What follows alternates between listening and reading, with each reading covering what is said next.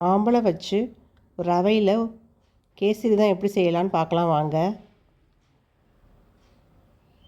ஒரு மாம்பழம் கனிஞ்ச மாம்பழம் எடுத்துக்கிட்டு அதை மிக்ஸி ஜாரில் போட்டு நல்லா நைஸாக அரைச்சி வந்துக்கணும்.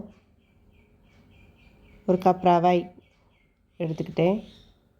கடாயை நல்லா நெய் காய வச்சு சூடான உடனே 4-5 முந்திரி பருப்பு சேர்த்து அதிலே ரவையும் சேர்த்து நல்லா வறுத்துக்கணும். இது லோ ஃப்ளேம்லேயே கருகாமல் வறுக்கணும்.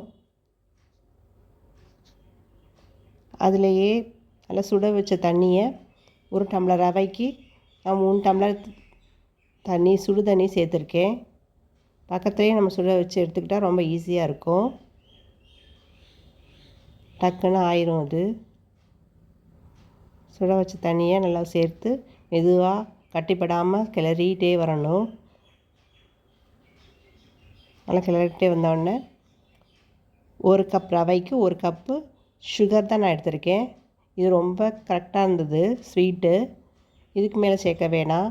நம்ம மாம்பழம் வேறு சேர்க்க போகிறோம்ல, கொஞ்சம் சால்ட்டு போட்டுக்குவோம். இனிப்பு கொஞ்சம் எடுத்து கொடுக்கும்.